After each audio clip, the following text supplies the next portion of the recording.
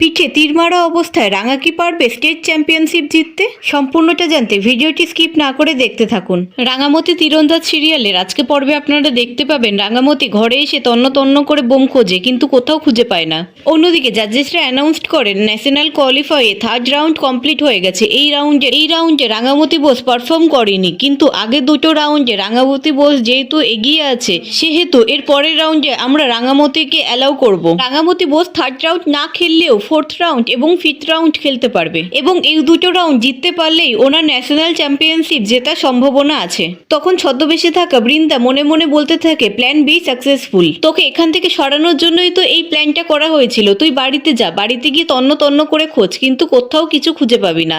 আর এই সব কিছুর পিছনে আসল কলকাঠিটা কে নাড়ছে সেটা তুই কোনোদিনও জানতে পারবি না। অন্যদিকে প্রমীলা রাঙাকে বলে, রাঙা তুই এইটা কি করলি? তুই সবকিছু ছেড়ে ছুড়ে দিয়ে চলে এলি কেন? একবার তোর কথা ভাববি না? তোর এই ন্যাশনাল চ্যাম্পিয়নশিপ জেতার কথা একবারও তুই ভাবলি না? তুই এটা কেন ভাবতে পারলি না যে এটা তোর বিরুদ্ধে জঘন্য একটা চক্রান্ত হতে পারে? তুই তো আমাদেরকে একটা ফোন করতে পারতিস। এইভাবে কেউ খেলা ছেড়ে চলে আসে? তখন রাঙা বলে, কি করতিস ফোন করলে? তোরা যদি সত্যি কেউ এই বাড়িটায় বোম লুকিয়ে রেখে যেত তাহলে তোরা কি করতিস বল? তখন পাঞ্চালি বলে, এই বাড়িতে কেউ কেন বোম রেখে যাবে? আর তাছাড়া দরজাটা তো বন্ধ ছিল। তখন রাঙা বলে, কেন এর আগে ওই ওপরে বারান্দা থেকে এই বাড়িতে লোক ঢোকেনি? তখন প্রমীলা বলে, তা বলে তুই খেলা ছেড়ে চলে আসবি? কেন করলি তুই এটা? তুই একবারও নিজের কথা ভাবলি না?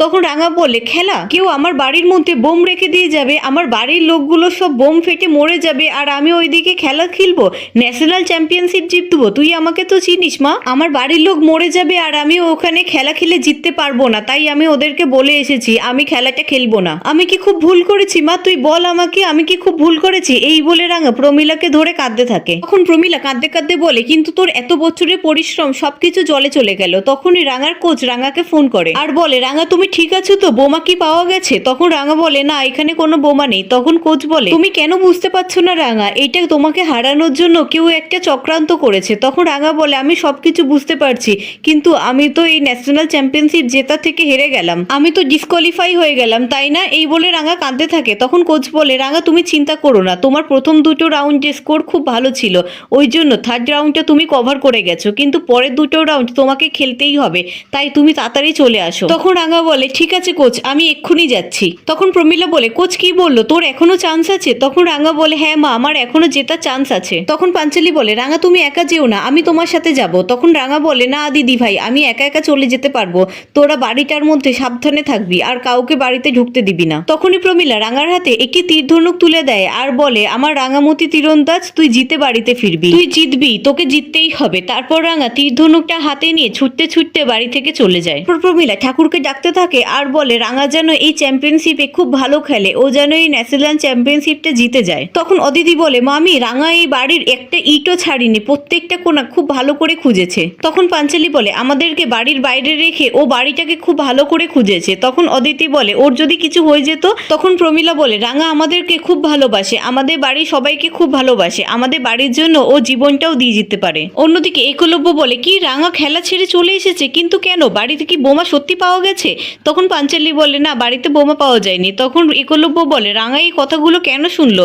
ওকে ফাঁসানোর জন্য কেউ এই চক্রান্ত করেছে। ঠিক আছে দিদি ভাই, তোরা চিন্তা করিস না, আমি এক্ষুনি বাড়িতে আসছি। এই বলে একলব্য ফোনটা রেখে দেয়। তখন আহিরি বলে, কি হয়েছে একলব্য? তখন একলব্য বলে, রাঙাকে কেউ ফোন করে বলেছে ন্যাশনাল চ্যাম্পিয়নশিপ যেত, নয়তো বাড়ির লোককে বাঁচাও, বাড়িতে বোমা আছে, এই জন্য রাঙামতি খেলা ছেড়ে বাড়িতে চলে এসেছে। ঠিক আছে, আমি তোমাদের সকলকে পরে সবকিছু বুঝিয়ে বলবো, আমাকে এখন বাড়িতে যেতে হবে। এই বলে একলব্য সেখান থেকে চলে যায়। অন্যদিকে রাঙা ছুটে ছুটে যেতে থাকে ন্যাশনাল চ্যাম্পিয়নশিপ জেতার জন্য। তখনই কিছু গুন্ডা বাইক নিয়ে রাঙামতিকে ফলো করতে থাকে। অন্যদিকে একলব্য বাড়িতে আসে আর বলে, রাঙামতি কোথায়? কি হয়েছে? বাড়িতে বোমা পাওয়া গেছে, আর বাড়ির এই কি অবস্থা? তখন পাঞ্চালি বলে, শুধু এখানে কেন, তুই একবার ওপরের ঘরটি গিয়ে দেখ রাঙা কি অবস্থা করেছে। তখন একলব্য বলে, বোমা পাওয়া গেছে? তোমরা কি পুলিশে একবার খবর দিয়েছো? তখন প্রমীলা বলে, কোথাও কিচ্ছু পাওয়া যায়নি একলব্য, এইসব রাঙাকে হারানোর জন্য একটা চক্রান্ত করা হয়েছে, ও যাতে এই খেলাটা খেলতে না পারে সেই জন্য এইসব কিছু করা হয়েছে। তখন একলব্য বলে, কিন্তু এটা কে করবে? তখন পাঞ্চালি বলে, কেন, ওর শত্রুদের মধ্যে একজন করেছে, ওর কি শত্রুর অভাব আছে নাকি? তখন একলব্য বলে, কিন্তু রাঙা এখন কোথায়? তখন অদিতি বলে, একটু আগেই ও ছুটতে ছুটতে বেরিয়ে গেল। তখন প্রমীলা বলে, রাঙার কোচ ফোন করেছিল আর বলল প্রথম দুটো রাউন্ড খুব ভালো খেলেছে বলে থার্ড রাউন্ডটা না খেললেও চলবে,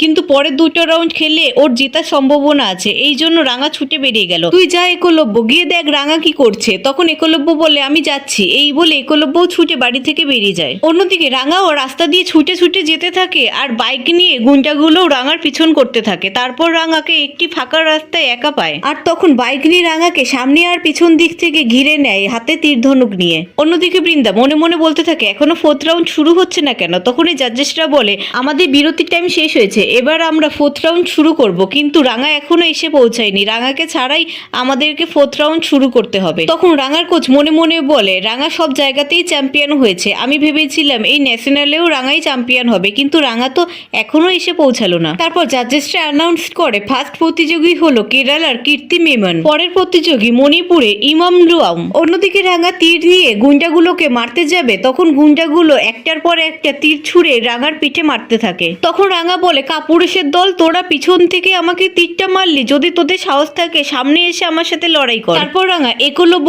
আর প্রমিলার বলা কথাগুলো ভাবতে থাকে আর আস্তে আস্তে মাটিতে বসে পড়ে। অন্যদিকে প্রমিলা, পাঞ্চালি আর অদিতি ঠাকুরের কাছে বসে বসে প্রার্থনা করতে থাকে আর প্রমিলা বলে ঠাকুর রাঙাকে পৌঁছে দেওয়ার দায়িত্ব তোমার, তুমি ওকে ওখানে ঠিক সময় মতন পৌঁছে দিও। তখন অদিতি পাঞ্চালিকে বলে অঙ্কুরদা কোথায় আর বড়দা ভাই কোথায়, ওদেরকে একবার ফোন কর না, ওখানে যদি কোনো সমস্যা হয় তাহলে ছোটদা ভাই একা একা সামলাতে পারবে না। অন্যদিকে একলব্য রাঙাকে দেখতে পায়, তারপর ছুটে এসে রাঙার কাছে আসে আর রাঙা বলে উড়ন বাবু আমাকে তাড়াতাড়ি ন্যাশনাল চ্যাম্পিয়নশিপ খেলার ওখানে নিয়ে চল। তখন একলব্য বলে আমি তোমার পিঠ থেকে তীরগুলো বার করার চেষ্টা করছি। তখন রাঙা বলে না উড়ন বাবু তুই এই তীরগুলো বার করিস না, তাহলে আমি এখন খেলতে পারবো না।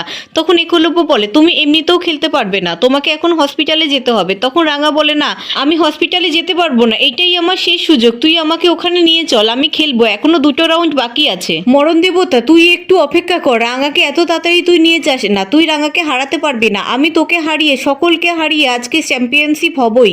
এই বলে রাঙা তীর ধনুকটা হাতে নিয়ে একা একা ছুটে চলে যেতে থাকে। অন্যদিকে অ্যানাউন্সমেন্ট করে আমাদের 4th রাউন্ড কমপ্লিট হয়ে গেছে, কিন্তু রাঙা এখনো এসে পৌঁছায়নি, তাই রাঙাকে আমরা ডিসকোয়ালিফাই করছি। তখনই সেখানে রাঙা আসে আর বলে আমি চলে এসেছি, আমি খেলতে পারবো। তখন সবাই রাঙাকে দেখে অবাক হয়ে যায় আর রাঙার কোচ বলে তোমাকে হসপিটালে যেতে হবে, তুমি এইভাবে খেলতে পারবে না। তখন একলব্য বলে আপনারা সবাই ওকে বোঝান, ওকে হসপিটালে যেতে হবে, তীরগুলোকে বার করতে হবে। তখন রাঙা বলে না তাহলে আমি আর খেলতে পারবো না, আমাকে খেলতে হবে, এই 2টো রাউন্ড আমাকে জিততে হবে। কোচ ম্যাডাম তুই ওদেরকে বলে দে, আমার নামটা বলে দে, আমি খেলবো আমি খেলবো। এই বলে রাঙা স্টেজের ওপরে উঠে যায়। তখন বৃন্দা মনে মনে বলতে থাকে তাহলে বোমা রাখা প্ল্যানটা কাজে দেয়নি, কিন্তু আমাদের প্ল্যানের মধ্যে তো রাঙাকে এইভাবে তীর মারার কথা ছিল না, রাঙাকে এইভাবে তীর কে মারলো। তারপর জাজেসরা রাঙার নাম অ্যানাউন্স করে, তারপর রাঙা স্টেজে উঠে একটার পর একটা তীর মারতে থাকে আর জাজেসরা আর বাকি সকলে তখন হাততালি দিতে থাকে আর তীরগুলো একেবারে সঠিক নিশানায় গিয়ে লাগে। তখন রাঙার তীর ছোড়া দেখে বৃন্দা খুব অবাক হয়ে যায়। তারপর রাঙার কোচ রাঙাকে গিয়ে বলে রাঙা তুমি এইভাবে খেলতে পারবে, তুমি চলো হসপিটালে চলো। তখন রাঙা বলে আমাকে একটু জল দিবি। তখন একলব্য বলে আপনারা অ্যাম্বুলেন্স ডাকুন। তখন একটি জাজ বলে অ্যাম্বুলেন্স তো রেডি আছে, কিন্তু রাঙা কি যেতে রাজি হবে? তখন রাঙা একলব্যকে বলে আমি পারবো, আমি খেলতে পারবো। তখন একলব্য রাঙাকে জল খাইয়ে দেয়। অন্যদিকে বৃন্দা একজনকে ফোন করে বলে আমাদের প্ল্যানের মধ্যে তো এইসব ছিল না, রাঙাকে এতগুলো তীর কে মারলো, রাঙার এত বড় শত্রু কে আছে? অন্যদিকে রাঙার খুব কষ্ট হতে থাকে আর রাঙা একলব্যর কাঁধে মাথা রেখে শুয়ে পড়ে।